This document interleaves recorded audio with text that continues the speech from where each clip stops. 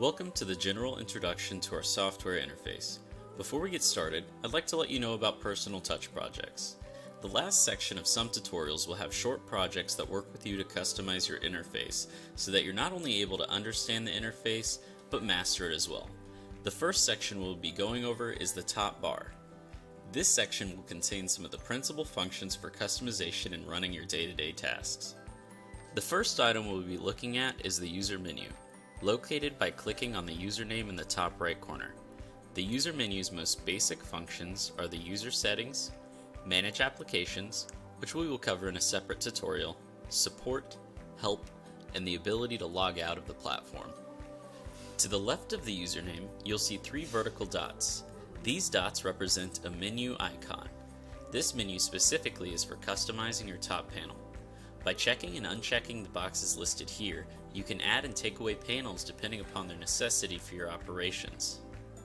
Now that we have the tabs we'll be using, let's see how they function. By clicking on any of these tabs, we can see they all change the panel to the left of the map. This panel is called the work area and represents the tab that we've selected. Some tabs allow you to create new items. If you have the available permission, you'll see a new button at the top of that work area. After using the system for a while, these lists can get rather long. If you already know the name of an item, you can use the search bar in the top right of the work area to find it more quickly.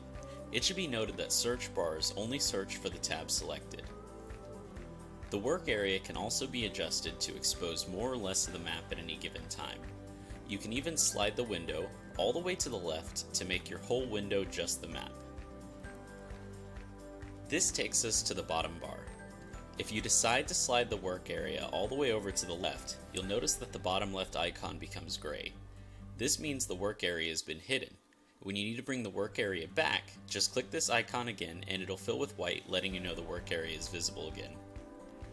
To the right of this icon, you'll see the Show Hide Minimaps icon. We'll get deeper into this in a later tutorial, but when you need to hide them or pull them back up, just click here. The gold star to the right, past our company name, is What's New icon. This icon will allow you to see the most recent updates in our interface. To the right of the What's New icon, you'll see a section containing three different buttons, all of which pull up their own window. The first of these three is Online Notifications, allowing you to see all notifications from that session. The middle icon being Chat with Drivers, which will be covered extensively in a later tutorial. The last of these being Media from Units, which will allow you to see the video and images in your current session. To the right of this section, we'll see a singled out icon that allows you to show logs, or recording of what's happening on the server from your account's perspective. The last item we can see here in the bottom right of the screen is the clock. This shows the time zone specified in your user settings. The next section of this video is a personal touch project. There are several of these throughout the training videos that will help you customize your platform to work effortlessly for your operations. In this personal touch project, we'll specifically be going over user settings that are the foundation for your user access. Under user settings, go ahead and select your primary language. Mine's going to be English. Select your time zone. I live in Central Time. Select your daylight savings time. Mine will be US and Canada. Select your date format. Mine will be capital MMM, lowercase dd, and lowercase YYYY. In my case, I've created my own date format using the key by hovering over the key map to customize this date. This will make my date appear as Jan 1st, 2020. Select a time format. Personally, I like HHMMSSTT, although if you like military time, you can select an option with capital H's instead. Then select your first day of the week. Mine will be Sunday. Select your measurement system. Mine is in the US. And for the last part of this section, select your city. Mine will be Dallas, Texas, although if I desired, I could also choose a state, territory, or country if I wanted to be less specific. Now, let's select the security section of the user settings on the left-hand side. We'll want to make sure we have a valid email here in case we ever forget our password. This will be your recovery email. For the last part of our project, we'll be customizing our address format and maps. Let's select maps from the left-hand side. Firstly, Go ahead and scroll to the bottom of the section to find address format. I like my addresses to be structured with the house number and then the street name.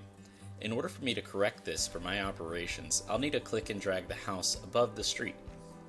My personal business only operates within the US, so I'll go ahead and uncheck country as well so that I don't have unnecessary text and fields in my reports.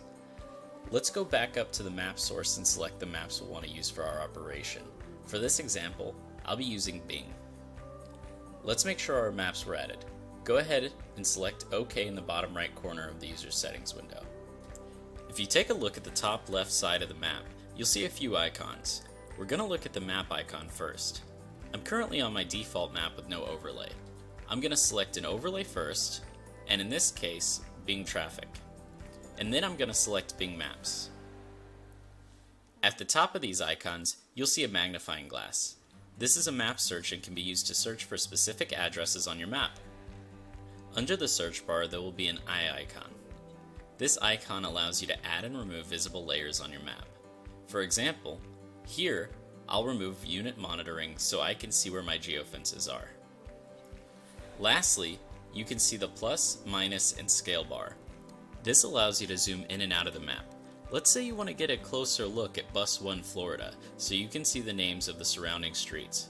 First, zoom in the map to the street level using the scale bar, then click on the unit name. Congratulations and thank you for completing our introduction. I hope by now you feel a little more at ease when operating through our platform. To further extend your knowledge of our platform, check out other video tutorials for more specific trainings. I'll see you next time.